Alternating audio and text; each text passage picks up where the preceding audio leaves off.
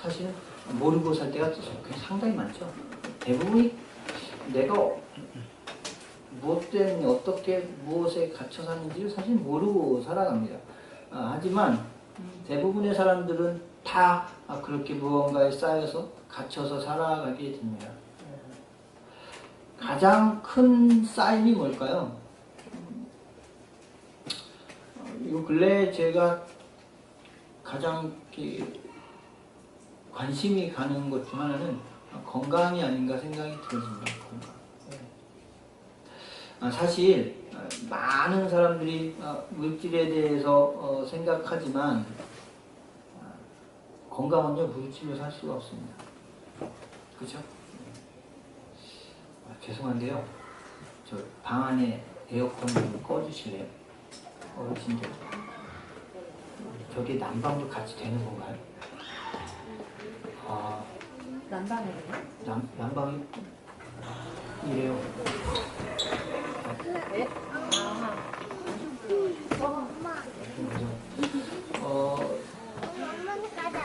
이번에 제가 이제 육지에 다니면서 두 분의 그 소천을 볼 때 그런 생각이 잠깐 들었습니다. 점점 저도 나이가 들어가는 것 같아요. 친구들이 모여서 야 이제 우리가 곧 시은이래. 근데 아까 잠깐 말씀드렸지만 그 만난 친구들이 다 초등학교, 중학교 동창들이에요. 만나서 하는 얘기가 뭘까요?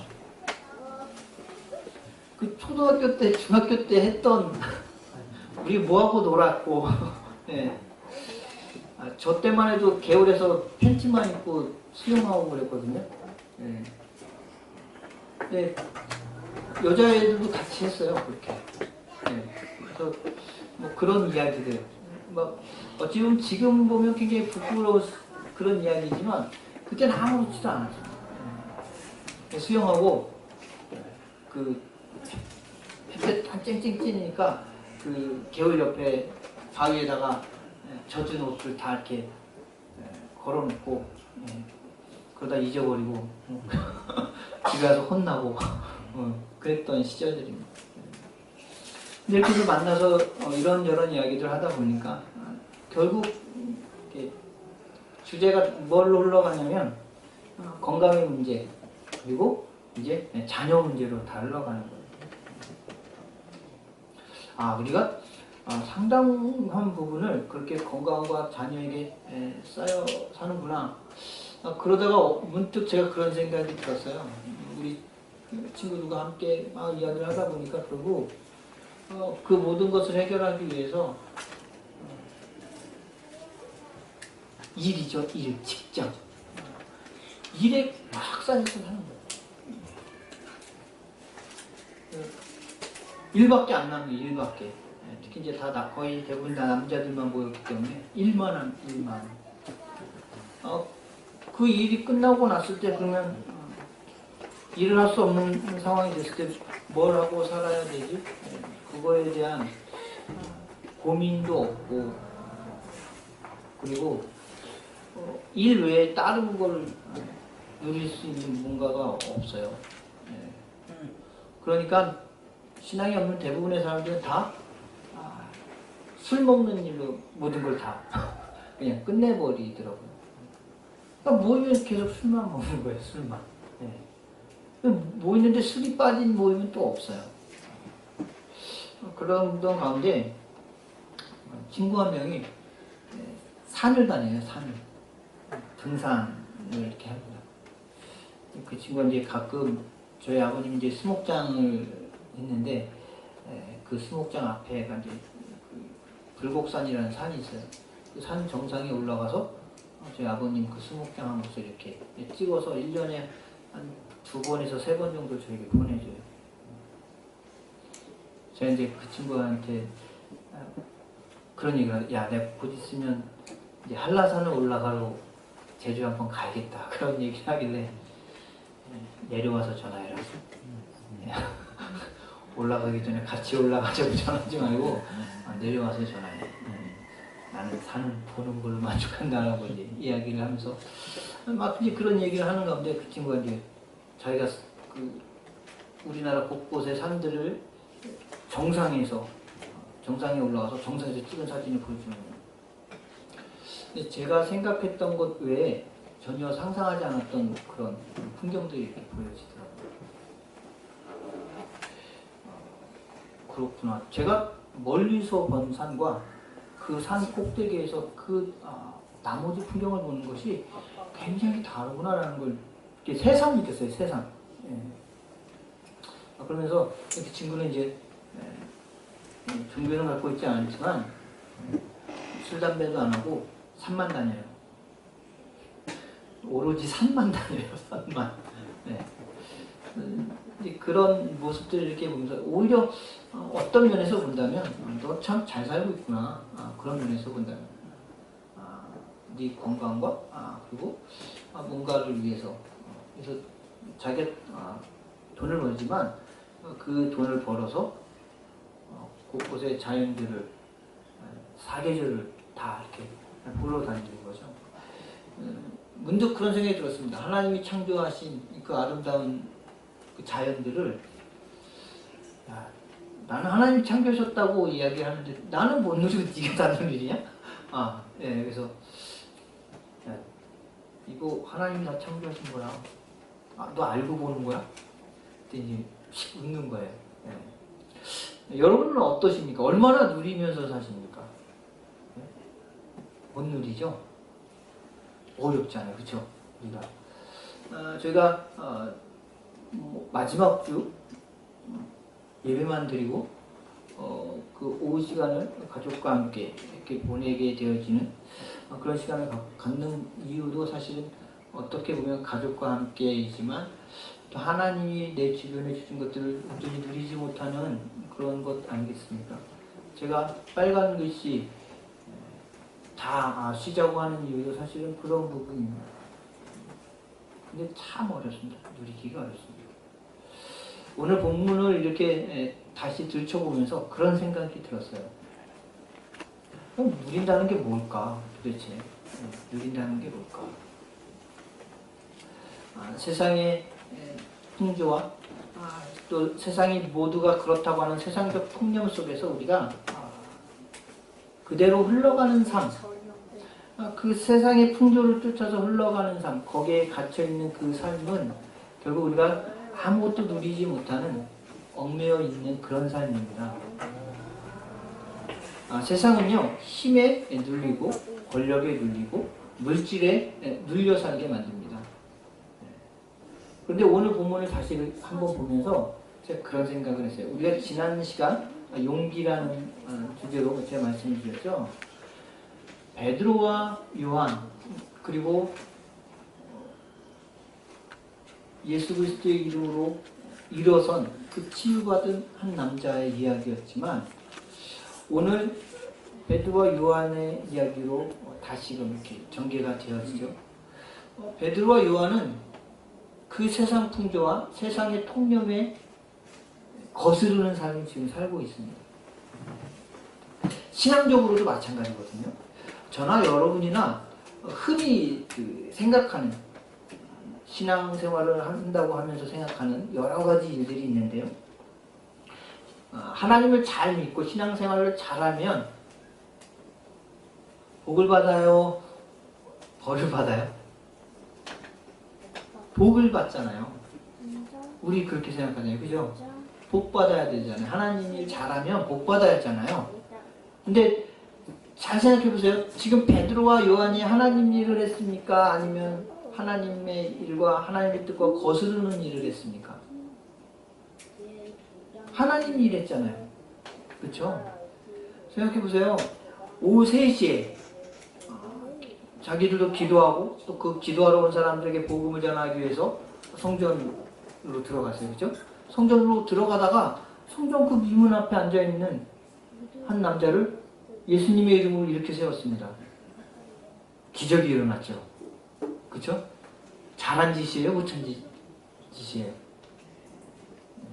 잘한 일이죠. 잘한 일 아닙니까? 그러면 복을 받아야 돼요? 벌을 받아야 돼요? 복을 받아야 해요. 성전 안에 들어가서 또 솔로몬 행각 앞에 모인 많은 사람들에게 이 일이 저 40여 년을 안진뱅이로 있던 저 사람을 일으켜 세운 이 일이 어떻게 일어났는지를 수많은 사람들에게 이야기합니다. 우리는 그것을 복음을 전했다고 이야기하죠. 실제로 그 이야기를 듣고 많은 사람들이 어떻게 해요? 주님께로 돌아오는 그 일이 있습니다. 잘한 일이에요? 못한 일이에요? 하나님 뜻을 행한 거예요? 아니면 안 행한 거예요? 그러면 복을 받아야 돼요? 벌을 받아야 돼요? 복을 받았습니까? 붙잡혀 갔잖아요.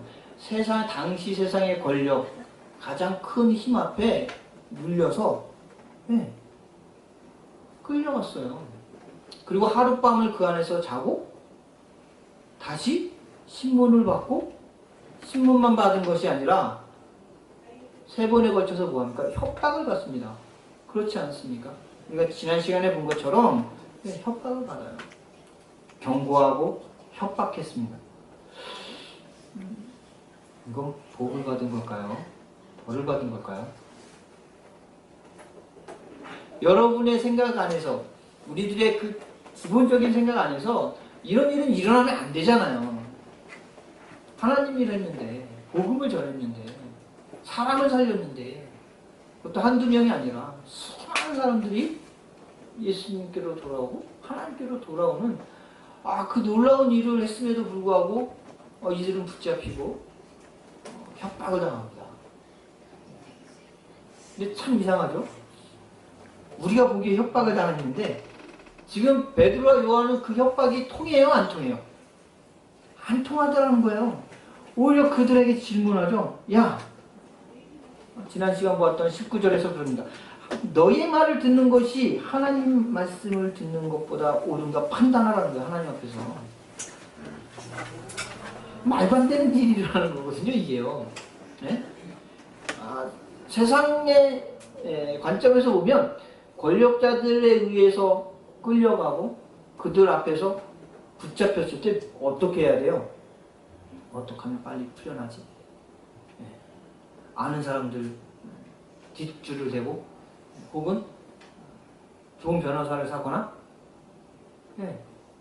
아니면 저들이 원하는 걸 다 들어줘서 빨리 그 감옥에서 나오는 것이 우리는 우선이라고 생각을 합니다. 그렇지 않을까요? 그러나 베드로와 요한은 뭐 거기서 풀려나든 풀려나지 않든 아무런 상관이 없는 사람처럼 이야기하는 거예요. 지금 이것이야말로 세상에 얽매이지 않은 온전히 하나님을 누리는 그런 삶이 아닌가라고 생각이 들었습니다. 지금 여러분을 매고 있는 그것이 무엇인지 한번 생각을 해보십시오. 나는 왜 그것에 매여 있을까?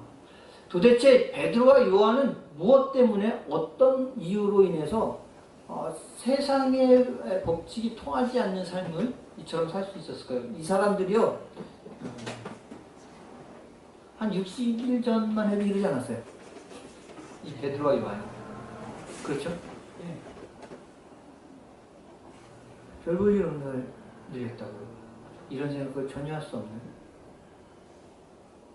그런데 이렇게 변했어요. 뭐가 이들이 이렇게 변하게 했을까요? 복음서 안에서 제자들의 모습과 사도행전에서의 그 제자들의 모습이 확연히 달라졌다는 것을 우리들은 가끔 아니면 확실히 느끼게 되는데요. 그 복음서에서의 제자들의 모습과 사도행전으로 들어와서의 제자들의 모습이 뭐가 다른 거예요, 도대체? 네? 뭐가 다르기에 이처럼 복음서에서는 예수님을 이용해서 어떻게든 한 자리 차지하고 어떻게든 세상의 그 권력과 부귀영화를 누리려고 했던 이들이 사도행전에 와서는 예수님을 통해서 내 주변의 다른 사람들을 행복하게 만들고자 하는 자신의 안위와 자신의 행복과는 전혀 무관한 그런 삶을 살 수 있었냐는 거예요. 복음서에서는요, 예수님 붙잡으러 오니까 다 어떻게 했어요? 다 도망갔어요. 왜요? 자기들도 붙잡힐까봐. 예수님이 십자가에 달리셔서 죽으신 이후에 예수님을 장사하고 예수님이 부활하셨음에도 불구하고 그들은 어떡합니까? 자신들을 여전히 쫓고 있을지도 모른다는 생각에 문을 다 닫고 열쇠로 다 잠그고 그 안에 모여있던 사람들입니다. 도대체 무엇이 이들을 이처럼 변화시켰을까? 우리는 그것을 오늘 본문을 통해서 확실하게 알 수 있습니다. 제자들은요, 다른 게 변한 것이 아니라 하나님을 바로 알게 되었고, 제자들은 그 하나님을 통해서 자신들이 그동안 갖고 있었던 그런 가치와 이해와 관점들이 변한 것 뿐입니다.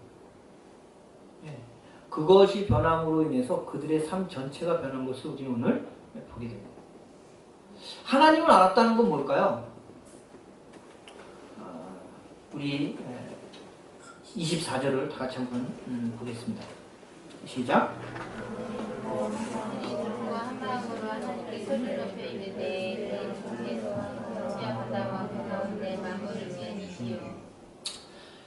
이들은 하나님을 지금 베드로와 요한이 뭐라고 불러요? 베드로와 요한뿐만 아니라 사도와 그곳에 있던 장로들의 이야기를 다 들은 그 동료들입니다. 뭐라고 부릅니까? 대주제여, 대주제여, 이렇게 대주제여. 천지와 바다와 그 가운데 만물을 지으신 이요. 이것이 무엇을 뜻하냐면 실제로 주인됨을 뜻합니다. 여기서 우리들이 바라볼 수 있는 건 뭐냐면 대부분의 사람들, 당시나 지금도 우리도 마찬가지입니다. 세상의 권력자들을 우리는 주인과 같이 여깁니다. 그렇지 않습니까? 네. 다시 말씀드리지만, 그래서 그 세상의 권력 앞에 우리는 다 숨죽이면서 살아갑니다. 세상의 권력 앞에서 떳떳할 수 있을 때는요, 5년에 한 번씩밖에 없어요. 잠깐. 선거철에. 그때만 그들이 우리에게 고개를 숙입니다. 그렇죠? 그 외의 시간에 우리는 늘 어쩌면 그때도 우리는 내게 한 표를 얻기 위해서 고개 숙이는 그 세상 권력에 움찔움찔할지도 모릅니다. 그런데 그 세상 권력이 주인이 아니라는 것을 이들은 깨닫게 됩니다. 하나님이 하나님으로서 존재하심을 알지만 그 하나님이 진짜 내 주인 되심을 알고 인정되지 않았던 삶 속에서는 결국에 세상의 지배를 받고 세상에 얽매이고 세상의 가치에 매몰되어서 하나님이 주신 것을 온전히 누릴 수 없습니다. 그러나 그 하나님이 진짜 내 주인 되심을 인정한 사람들, 그 인정하심을 확인하고 확신하는 사람들에게 세상의 권력이 아무것도 아닙니다. 세상의 가치가 아무것도 되지 않습니다. 아무것도 아니라는 말은 나를 얽매이지 못하게 한다는 겁니다. 나를 올가매지 못한다는 겁니다. 나를 가두지 못한다는 겁니다. 이거 하나만으로도 이 제자들이 변화된 모습을 우리는 보죠. 찬양 중에 내가 주인 되신 나의 주인 되신 그 주님을 찬양하는 찬양이 얼마나 많습니까? 그죠?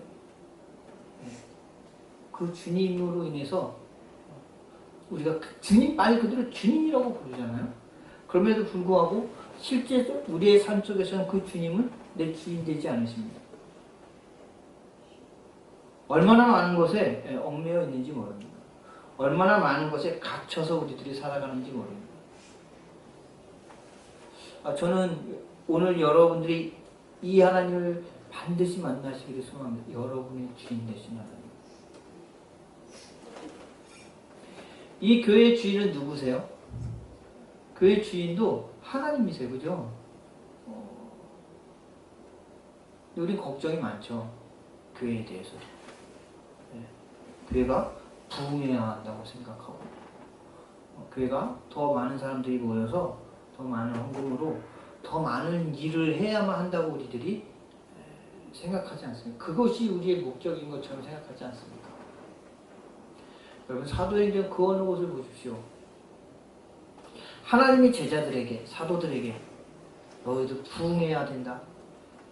너희들 헌금 많이 걷어서 큰 일 해야 돼. 너희들 큰 예배당 지어야 해. 라고 한마디도 하지 않았어요. 네. 너희들 부자가 되어서 많은 것을 헌금해야 돼. 라고 우리에게 이야기하지 않았습니다. 오히려 사도행전 속에서는요, 우리가 다음 시간에 보겠지만, 오히려 자기 것을 다 내놔요. 부자가 되려면 어떻게 해야 돼요? 쌓아놔야 하잖아요. 그죠? 차곡차곡 쌓아서 모아서 부자가 되지 않겠습니까? 지금 갖고 있는 걸 다 내어놓으면 뭐가 돼요? 거지가 되겠죠. 네. 그런데 거지가 돼요? 거지가 되지 않아요. 이게 하나님의 은혜이고 이게 기적입니다. 네. 그러나 우리는 절대 그렇게 생각하지 못합니다. 내 걸 내어놓음과 동시에 우리는 가난해진다고 생각하고 내 것을 내어놓는다고 생각하지도 못할 뿐 아니라 빼앗긴다고 생각할 때가 훨씬 많습니다. 네. 그것이 결국엔 하나님을 믿는 사람과 믿지 않는 사람의 온전한 차이로 우리들에게 다가오지 않겠습니까? 삶을 살다 보면 우리는 많은 것을 계획하게 됩니다. 그렇죠? 그리고 그 계획하는 것대로 우리의 삶이 이루어지기를 바랍니다. 근데 내가 계획한 것대로 이루어지는 게 얼마나 될까요? 예? 이번에 이제 여러 친구들을 보면서 그런 생각을 했어요. 어떤 친구들은 정말 세상에서 잘 나가는 친구들도 있더라고요. 저희 나이가 벌써 그렇게 되었는지 모르겠지만 은행 지점장도 생기고 사업가들도 생기고 그런 반면에 여전히 각자의 그 고향을 지키면서 살고 있는 그런 친구들도 여럿을 봤어요. 예. 그런데 그 안에서 딱 만나고 나니까 다